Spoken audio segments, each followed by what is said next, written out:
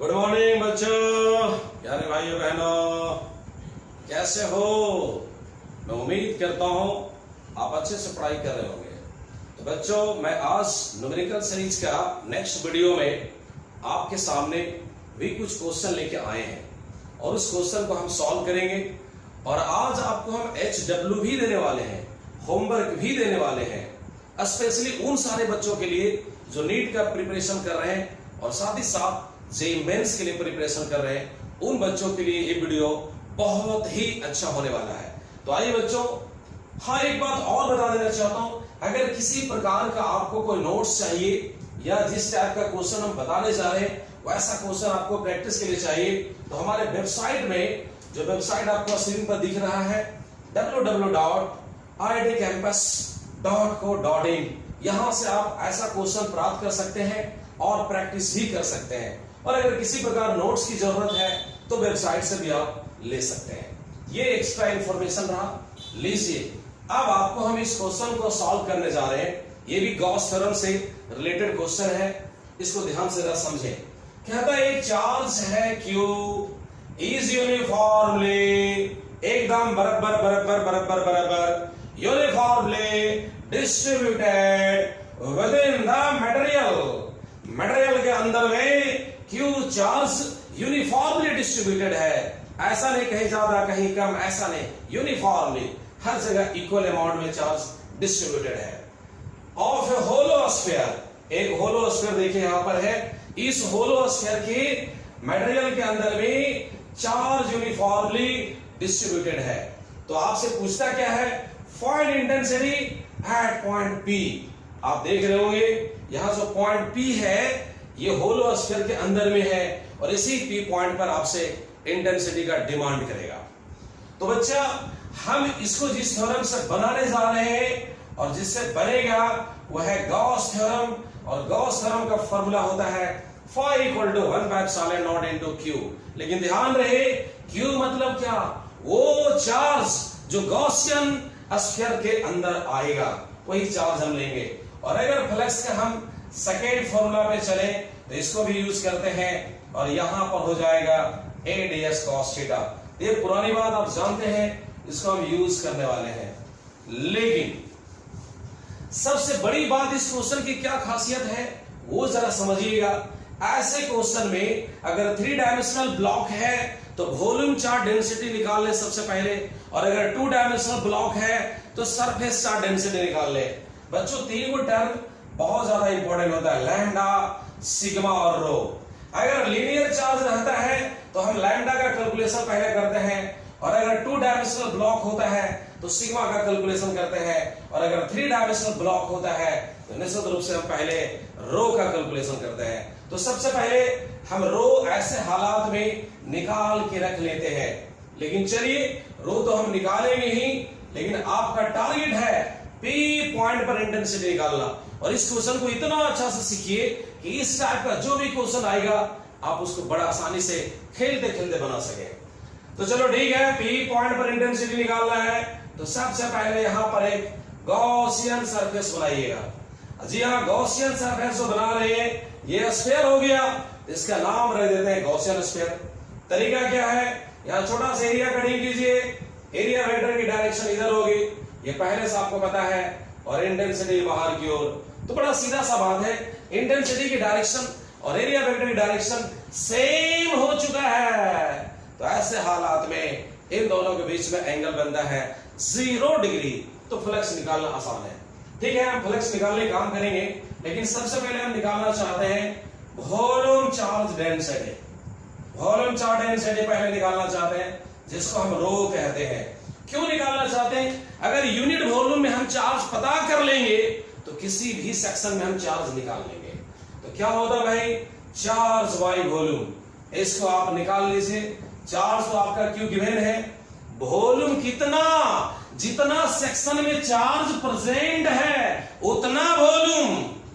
तो आप कहिएगा इधर तो खाली है, इसमें तो चार्ज है नहीं, चार्ज तो ये पूरा इसमें भरा हुआ है, इसकी वॉल्यूम लेना है। तो पहले आप ही ऑर्डर सरफेस का वॉल्यूम निकालिए। ये आपका होगा 4/3 पाई r2 क्यूब माइनस यहाँ पर 4/3 पाई r1 क्यूब। तो लीजिए आप इसको कॉमन ले लीजिए, Q by 4/3 pi R2 Q minus R1 Q. ये हम निकाल के रख लिए। क्यों निकाल लिए? अरे हम इसलिए निकाल लिए कि यूनिट वॉल्यूम में अगर चार्ज हमें मालूम रहेगा तो हम किसी वॉल्यूम में भी चार्ज निकाल लेंगे। इसीलिए इसको थोड़ा सिंप्लीफाई कर दो बच्चों, 3 ऊपर चला जाएगा और यहाँ 4 पाई R2 क्यू यहां पर है minus R1 Q. This is equation number 1। बच्चों हमें लीनियर वॉल्यूम चार्ज डेंसिटी की जरूरत था, वो हम निकाल लिए। क्योंकि 3 डायमेंशनल ब्लॉक है तो हमें यूनिट वॉल्यूम में चार्ज की जरूरत था, वो मैंने निकाल लिया। अब यहां से आपको फ्लक्स निकालना है। सबसे पहला काम है फ्लक्स निकालना। तो आप जानते हैं phi equal to vector A dot vector ds, पूरा सरफेस से निकालना है। तो लगा दीजिए आप इंटीग्रेशन होल पूरे क्लोज सरफेस के लिए, इसलिए मैंने गोल कर दिया। ये बताता है पूरा क्लोज सरफेस पर हम विचार कर रहे हैं। तो जैसे आपके पास हो जाएगा a ds cos 0 डिग्री। आप कहेंगे 0 डिग्री कैसे आ गया? उसका जवाब आपको मालूम है, क्योंकि इंटेंसिटी की डायरेक्शन और एरिया वेक्टर की डायरेक्शन सेम है। तो वैसे हालात में 0 डिग्री ही बनेगा। E बाहर हो जाएगा और यहां पर ds गोल मडोल रहने दिया जाए। cos 0 का 1 होता है, ले से E और s। यहां पर phi equal to E into s आ चुका है। क्या अभी तक हम गॉस थ्योरम का यूज किए हैं? बिल्कुल नहीं। अब यूज करने वाले हैं 1/0 इनटू क्यू। क्यू माने कौन सी चार्ज? जो गॉसियन स्फीयर के अंदर में आएगा, जो गॉसियन स्फीयर के अंदर में चार्ज आएगा। ये क्यू चार्ज तो पूरे मटेरियल में है, गॉसियन स्फीयर में तो चार्ज मालूम है नहीं। हम 1 मिनट के लिए चलो इस चार्ज को कह देते हैं क्यू डैश, कि चलो क्यू डैश आने वाला है। और इधर E इंटू s।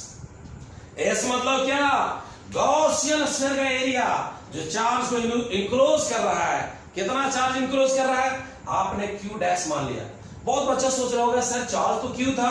अरे क्यू चार्ज तो था और है भी, लेकिन पूरे मटेरियल में है ना। लेकिन गॉसियन स्फीयर तो आपका कुछ ही सेक्शन को इंक्लोज कर रहा है, इसलिए वो चार्ज मालूम नहीं था। तो कैसे निकलेगा? यहां देखिए क्यू डैश, इसको हम क्या लिखेंगे? Rho into we dash. चलो इसकी वॉल्यूम वी डैश बोल दिया। किसकी वॉल्यूम? गॉसियन स्फीयर की वॉल्यूम, क्योंकि आप गॉसियन स्फीयर के अंदर में चार्ज लेंगे। इस बात को विशेष रूप से ध्यान लगाएंगे। बच्चे यही तर ज्यादा मिस्टेक करते हैं, टोटल चार्ज डाल देते हैं और आंसर आता नहीं है। आपको वो चार्ज लेना है जो गॉसियन स्फीयर के अंदर आ रहा है। E इंटू अब s एरिया ले लिए, गॉसियन स्फीयर का एरिया देखिए, इसका रेडियस x है। यहां पर आप डालेंगे 4 पाई x स्क्वायर। अब थोड़ी सी कैलकुलेशन करना है। यहां पर 1/0 रो का वैल्यू ऑलरेडी आप निकाल चुके हैं बच्चों। देखिए रो का वैल्यू यहां पर आपका आ चुका है। तो ऐसे लिखेंगे 3q, ये q है, और इधर आपका हो जाएगा 4 पाई। अच्छा ये छोटा जगह पड़ रहा है, एक काम करते हैं, हम क्वेश्चन को ऊपर मिटा रहे हैं और ऊपर हम इसको लिखने वाले हैं। क्वेश्चन आप देख लीजिए एक बार। आप चाहे तो स्क्रीनशॉट भी मार सकते हो या वीडियो को पॉज करके आराम से आप लिख सकते हैं। यहां देखिए क्या रिजल्ट आने वाला है बच्चा, 1/0 और रो का वैल्यू आपके पास है 3q divided by 4 pi R2 Q minus R1 Q. ये रो के वैल्यू यहां पे डाल दिए 1/0 इनटू रो और v डैश मतलब किसका वॉल्यूम? v डैश मतलब किसका वॉल्यूम बताए? ये गॉसियन स्फीयर का वॉल्यूम, गॉसियन स्फीयर का वॉल्यूम। लेकिन पूरे गॉसियन स्फीयर का भी नहीं। यही है मामला, आपका वो वॉल्यूम जो गॉसियन स्फीयर के अंदर तो आता है लेकिन चार्ज कंटेन करता हो। तो बताइए यही वाला सेक्शन में केवल चार्ज बच रहा है। यहां पर बच्चा लोग जनरली मिस्टेक करता है। आपको वॉल्यूम तो लेना है, लेकिन वो वॉल्यूम लेना है जो चार्ज को इंक्लोज कर रहा है। इधर तो चार्ज है ही नहीं, ये सेक्शन में कहीं चार्ज नजर नहीं आ रहा है। चार्ज तो केवल इसमें है, इसमें है। यही वॉल्यूम आपको लेना है, ये बात आपको समझना है। देखिए वॉल्यूम निकालना कैसे भाई। तो आप एक काम करें, इस पूरे के वॉल्यूम में यानी गॉसियन स्तर के वॉल्यूम में ये होलो पार्ट का वॉल्यूम को माइनस कर दे, तो हम यहां डालने वाले हैं v डैश का वैल्यू, ये हो जाएगा 4/3 पाई, और ऐसा लिख सकते हैं x cube minus r1 cube. कैसे भाई?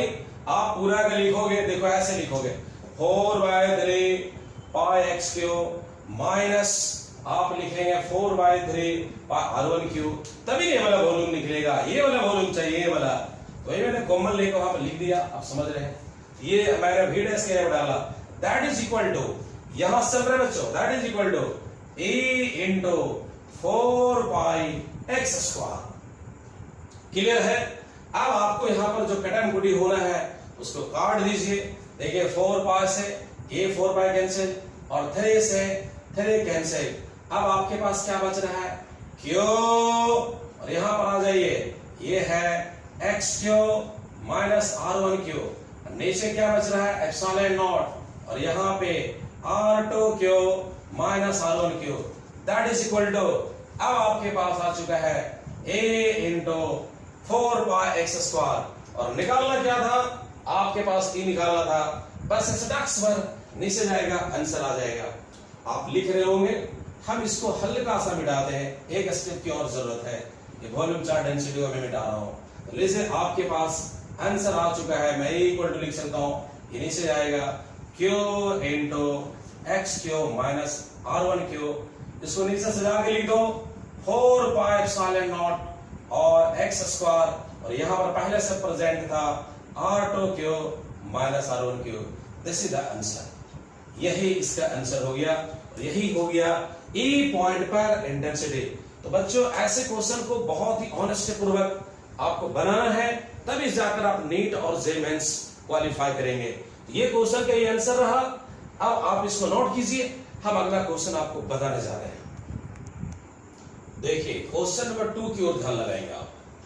क्वेश्चन नंबर 2, क्वेश्चन नंबर 2 में ये कहता है, एक आपका सिलेंडर गिवन है, इस सिलेंडर का वॉल्यूम चार्ज डेंसिटी रो है और चार्ज का यूनिफॉर्म डिस्ट्रीब्यूशन किया गया है, और कहता है P पॉइंट पर आप निकालिए इंटेंसिटी। फिर आपसे एक 3 डायमेंशनल ब्लॉक पे चर्चा हो रहा है।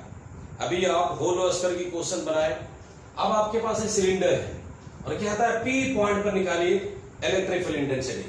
कैसे निकालेंगे वो जरा समझिए।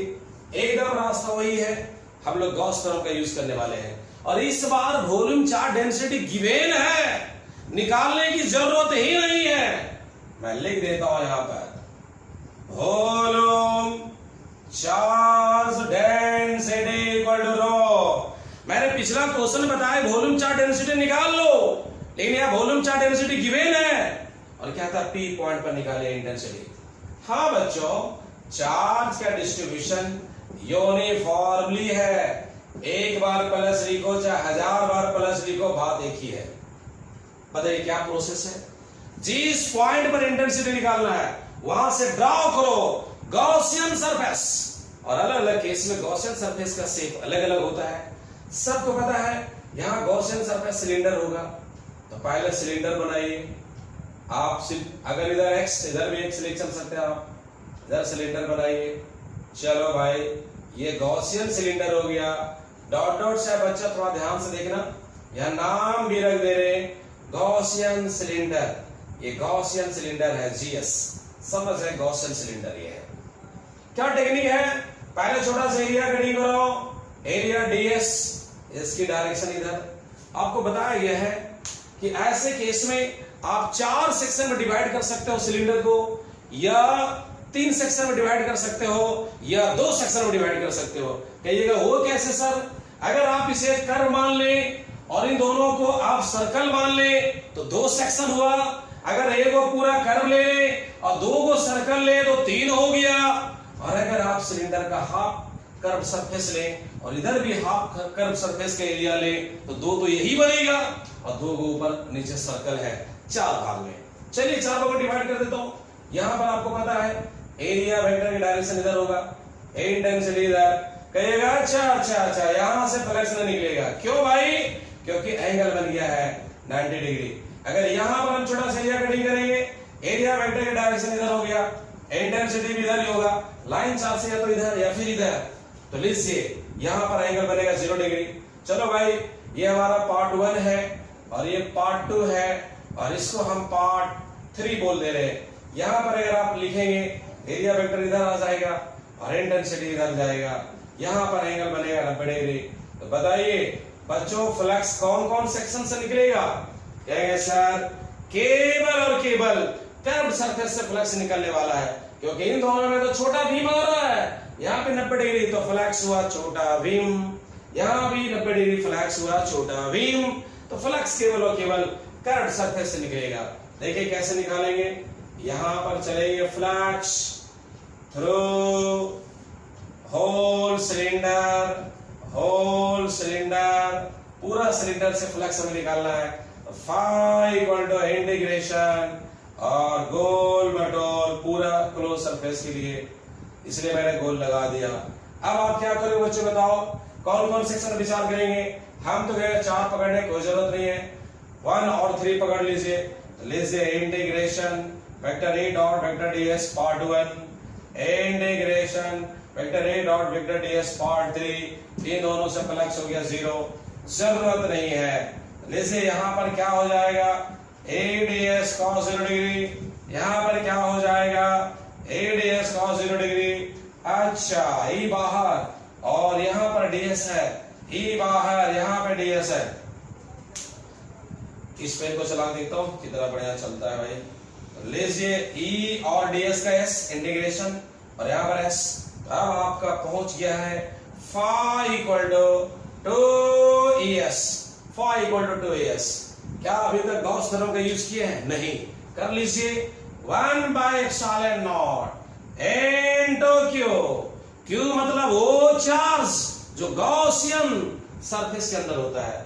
चार्ज तो गिवन नहीं है, क्यू मान लेता हूं, हालांकि क्यू आपके रिजल्ट में होना नहीं चाहिए, आपको दिया हुआ volume charge density, no problem, हो जाएगा।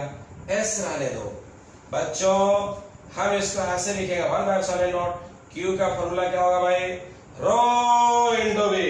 आप लोग जानते हैं रो बराबर क्यू बाई वी, यहां से निकालेंगे rho equal to q equal to rho भी हो जाएगा, और इधर टू इंटू एस।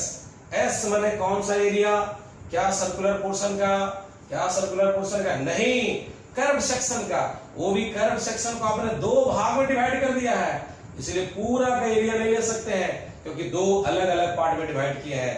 यहां पर हो जाएगा आपका पाई आर, आर माने कितना x और इंटू क्या l। अगर आप गोटा विचार करेंगे तो 2 पाई आर एल होगा, r की जगह पर x है लेकिन आपने हाफ हाफ विचार किया इसलिए पाई xl।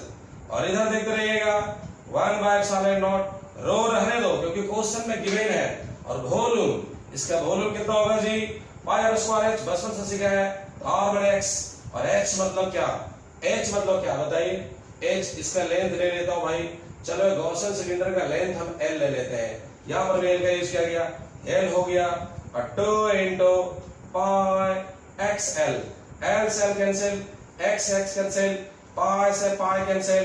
अब आपके पास रिजल्ट आ चुका है, देखिए E इक्वल टू क्या मिलेगा, नीचे डाल दीजिए, ये हो जाएगा रो x और यहां पर 2ε0। तो बच्चों ऐसे क्वेश्चन को इसी प्रकार से सॉल्व किया जाता है। क्या टेक्निक रहा, बड़ी सिंपल सी बात, जिस पॉइंट पर हमें इंटेंसिटी निकालना था वहां से मैंने सिलेंडर बना दिया, ये सिलेंडर का लेंथ अपना मन से एज्यूम कर लिया L, कुछ भी आप एज्यूम करेंगे वो तो ऑलरेडी कट ही जाएगा, लेंथ मैंने L एज्यूम कर लिया, और साथ ही साथ वही फ्लक्स की कांसेप्ट, वॉल्यूम चार्ज डेंसिटी आपका गिवन है, हमने लिखा flux through the whole cylinder, पूरा सिलेंडर से जो फ्लक्स निकल रहा है, ये फॉर्मूला यूज किया, और इसको 4 सेक्शन में तोड़े लेकिन 2 से फ्लक्स निकलने वाला नहीं था, इसलिए 1 और 3 लिए, ये प्रोसेस को आगे बढ़ाया, यहां तक आ गया।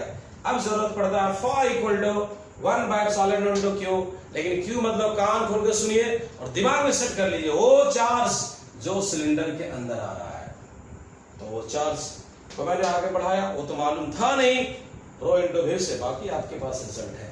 तो बच्चों मैं आपसे ही कहना चाहता हूं, ये दोनों क्वेश्चन को आप प्रैक्टिस करेंगे, और इस तरह का और क्वेश्चन अगर प्राप्त करना है तो हमारी वेबसाइट से आप इंटरेक्ट रहे, वहां से डाउनलोड करें। और साथ ही साथ ये दोनों क्वेश्चन एससी वर्मा से था, तो आप ऐसे क्वेश्चन को और अधिक से अधिक बना सकते हैं, तो एससी वर्मा से सॉल्व करें। हम अगले वीडियो में आपको मिलते हैं विशेष क्वेश्चन के साथ। तब तक आप सेफ रहें और अच्छा से पढ़ते रहें। Thank you so much.